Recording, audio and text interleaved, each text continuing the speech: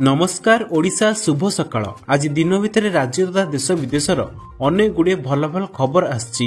आज संपूर्ण खबर गुड़ी को जानिबा पूर्वरु आपण मानकु कहि रखुछि, आपण जदि प्रत्येक दिन लेटेस्ट ओडिया खबर देखिबाकू चाहंती ताले डिस्टेंस कॉर्नर को सब्सक्राइब कर देबे, पाखर थिबा बेल आइकन को मध्य ऑन कर देबे, जा फळे प्रत्येक दिनर खबर गुड़ी को सर्वप्रथम आपण देखि पारि। प्रथम खबर, एबे गाड़ी चालक मानक पई बड़ खबर, 10 गुण बढ़िला ट्रैफिक जोरिमाना।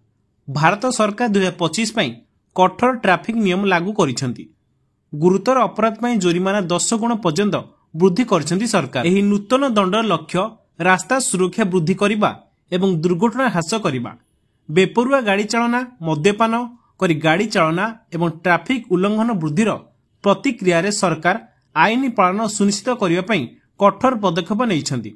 1 मार्च 2025 ठारू सरकार ट्रैफिक उल्लंघन पई वर्धित दंड लागू करिवे। एही परिवर्तन रे अधिक जोरिमाना एवं गुरुतर अपराध पई जेल हेबार संभावना अंतर्भुक्त। एही पदक्षेपर लक्ष्य होउची सड़क सुरक्षा वृद्धि करिबा एवं चालक मानक मध्यरे अवहेला आचरण ह्रास करिबा। परवर्ती खबर, आसंता काली 5 घंटा बंद रहिबो श्री जगन्नाथ दर्शन। संध्या 5 रु राति 10 पर्यंत श्रीमंदिर रे सर्वसाधारण दर्शन बंद रहिबो। आसंता काली 19 तारिख बुधवार चैत्र कृष्ण पंचमी तिथि रे श्री विग्रह मानक बनक लागि नीति अनुष्ठित हेबो। श्रीमुख सिंहार हेबे कालिया ठाकुर। दत्त महापात्र सेवायत मानक द्वारा अनुष्ठित हेबो गुप्त नीति। एणु द्वितीय भोग मंडप भोग शेष हेबा परे आपातत अपराह्न 5 रु रात्र 10 पर्यंत सर्वसाधारण दर्शन बंद रहिबो। सेपटे बनक लागि नीति जोगु 2 दिन बंद रहिबो रत्न भंडार मरामती कार्य। द्वितीय भोग मंडप नीति परे भंडार घर मरामती पई एएसआई को अनुमति दिया जाई अछि। तेबे द्वितीय भोग मंडप परे बनक लागि नीति रहिबा सह परदिन भक्तों दर्शन दृष्टि 2 दिन अर्थात 19 मार्च और 20 मार्च भंडार मरामती कार्य बंद रहिबो। परवर्ती खबर, राज्य रे हेबनी विद्युत काट। गृह रे एने उत्तर रखिछंती मंत्री, कहिछंती आम सरकार विद्युत काट बिल्कुल नहीं। जदि कोनोसी संस्था ऑफिसर विद्युत काट करिवे तेबे तुरंत नियाजिबो कार्यानुष्ठान।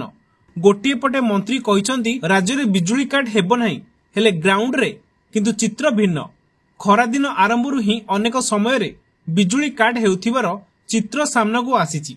खास करी स्वाभिमान अंचलर पापर मेटला पंचायतवासी नाही नथिबा असुविधार सामना करूछंती। खरा गरम सांगो को विद्युत विच्छिन्न लोकन को नाकेदम कलानी। स्कूल रे आउट पाउट हेउछंती छात्र छात्री। आवासिका विद्यालय रे पाठपढ़ा सह पानी पई बहु असुविधा भोगुछंती। विद्युत वितरणकारी संस्था टाटा पावर जुलम विरोध रे ग्रामवासी मेली बांधुछंती। मासकु मास बिल देउनथिबा संस्था एकाथरे धराई देउची 20,000 टंकार विद्युत बिल। परवर्ती खबर, महिला यात्री पई मागणा बस सेवा। राजधानी दिल्ली रे आहुरी सुदृढ़ हेबो सार्वजनिक परिवहन व्यवस्था। परिवहन मंत्री पंकज कुमार सिंह आज एथिपाई अनेक गुरुत्वपूर्ण घोषणा करिसेंती। से कहिसेंती जे 1 एप्रिल रु दिल्ली रे रास्ता रे नूतन इलेक्ट्रिक बस चलिबा आरंभ हेबो, जहा यात्री मानकु उत्तम सुविधा प्रदान करिवो। मंत्री पंकज सिंह कहिसेंती कि बस अभाव दूर करिबा पई भेंडरको सह बैठक अनुष्ठित हेउची। बस जोगाण रे कोनोसी अभाव रहइबो नै बोली सेमाने प्रतिश्रुति दैछंती। पुणे बस गुडी को पर्यायक्रमे बंद करी नूतन बस जोड़ा जिवो, जहा फल रे बस संख्या रे निरंतर वृद्धि घटिबो। से कहिसेंती जे एप्रिल 1 तारिख रु चाहिदा अनुसार प्रति सप्ताह रे बस संख्या वृद्धि करा जिवो एवं एही मास शेष सुधा 1900 रु 2000 बस रास्ता रे गड़िबो। एथिरे मेक इन इंडिया अधीन रे निमित 12 मीटर एवं 9 मीटर लंब विशिष्ट बस अंतर्भुक्त हेबो। किछि यांत्रिक त्रुटि दूर करिबा परे एही बस गुड़िक चलाचल पई प्रस्तुत हेबो। महिला मानक यात्रा पई सुविधाजनक हेबो बोली दिल्ली सरकार मागणा बस सेवा जारी रखिबे। पुणे बस गुड़ी को पर्यायक्रमे बंद करा जिवो एवं नूतन इलेक्ट्रिक बस द्वारा बदला जिवो। परवर्ती खबर, राज्य रे बढ़ुची एचआईवी आक्रांत संख्या। विधायक ओम प्रकाश मिश्रଙ୍କ प्रश्नर लिखित उत्तर रखी स्वास्थ्य मंत्री मुकेश महलिंग एही सूचना दैछंती। मिलिथिबा सूचना अनुसार 2021 रे 2341 एचआईवी आक्रांत चिन्हट होइतिबा बेले 2022 रे एही संख्या बढ़ी 3232 आक्रांत चिन्हट करा जायछि। सेहीपरि 2023-24 रे 3436 एवं एसबु को मिसाई 2024 डिसेंबर सुधा राज्य में मोट 63,000 742 जन एचआईवी आक्रांत अछंती। स्वास्थ्य मंत्री मुकेश महालिंग गृह सूचना दे आउरी स्पष्ट କରିଛନ୍ତି ଯେ राज्य में मोट 166टी स्वतंत्र परामर्श और परीक्षा केन्द्र, 7टी घरोई सहभागिता केन्द्र एवं 1232टी सुविधा परामर्श एवं परीक्षा केन्द्र कार्यकारी करुछि। परवर्ती खबर त्रिशूलिया नुहे बरं कटक पर्यंत गड़िब मेट्रो। एने सूचना देइछन्ति नगर उन्नयन मंत्री कृष्ण चंद्र पात्र। पूर्व सरकार जे मेट्रोर परिकल्पना करथिले त्रिशूलिया पर्यंत ताहार कार्यक्रम नहीं सूचना देइछन्ति नगर उन्नयन मंत्री। टेक्निकल लोकंकु नहीं एक उच्च स्तरीय कमिटी गठन करा जाइछि एवं एही कमिटी सर्वे मध्य चलीछि। खूब शीघ्र एहाकु कार्यकारी करा जिवो। केउटू केउ पर्यंत गले एही प्रकल्प कार्यक्रम हेबो से नै कमिटी तर्जमा करुछि। एहासह से कहिसन्ति राज्य रे मेट्रो प्रकल्पर आवश्यकता रहिछि। एयरपोर्ट रु त्रिशूलिया पर्यंत पूर्वरु मेट्रो जीवा नै प्लान कराइथिला, हेले लोक त्रिशूलिया पर्यंत जाई कोन करिवे? कटक पर्यंत जीवार आवश्यकता रहिछि बोली मंत्री कहिसन्ति। सेहिबळी अन्य स्थानकु मध्य जीवार आवश्यकता रहिछि। कमिटी अनुधान करुछि एवं एहार परिधि को विस्तृत कराजिबो एवं एही प्रकल्प को बातिल कराजिबो नाही बोली मंत्री स्पष्ट करिसन्ति। से आउरी मध्य कहिसन्ति एही लोकंक सरकार लोकंकर जहा आवश्यकता ताहा कराजिबो। परवर्ती खबर राशन कार्ड नियम को नहीं चिंतारे शह शह हिताधिकारी। गोटिए पटे पंचायत रु चाउल देबा बंद परे पंचायत समिति जोगाण अधिकारी हिताधिकारी तागिदा एबे चिंतार विषय पलटिछि।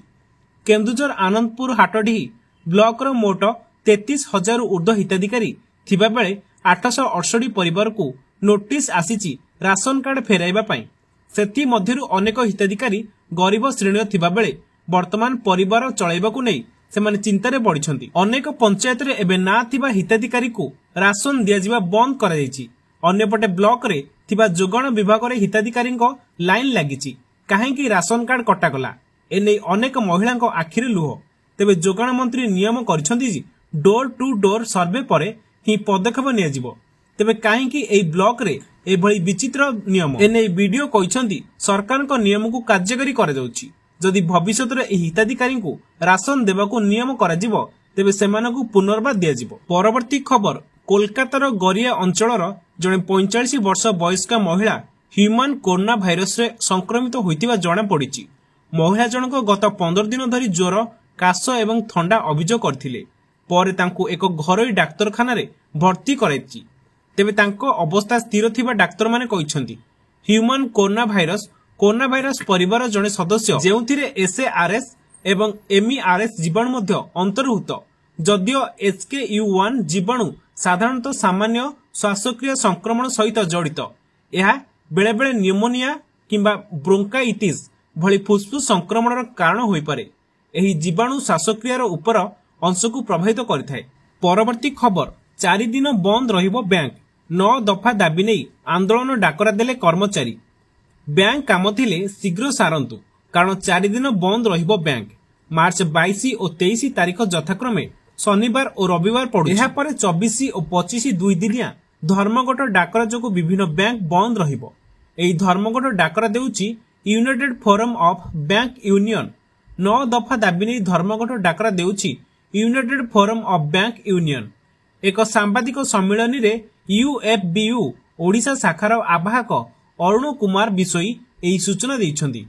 पर्याप्त नियुक्ति और अस्थायी कर्मचारी को नियमित करिबा, सप्ताह रे 5 दिनिया कार्य दिवस, प्रदर्शन समीक्षा और पीएलआई उपरे सांप्रतिक डीएफएस निर्देशावली को तुरंत प्रत्याहार एवं बैंक कर्मचारी और अधिकारी मानक उपरे हेउतिबा आक्रमण और दुर्व्यवहार विरोध में सुरक्षा प्रदान करबा लागि यूएफबीयू दाबी करिछि। परवर्ती खबर काल बैशाखी प्रभाव रे कालीठू वर्षा। काल बैशाखी प्रभाव रे राज्य रे कमिबो ताती। राज्य रे 19 तारिख रु 22 तारिख जाए प्रबल वर्षा हेबार संभावना रहिछि। वर्षा एवं पवन पई सतर्कता जारी कला आंचलिक पाणीपाग विभाग। पवनर बेग घंटा प्रति 70 किलोमीटर हेबो बोली आकलन करा जायछि।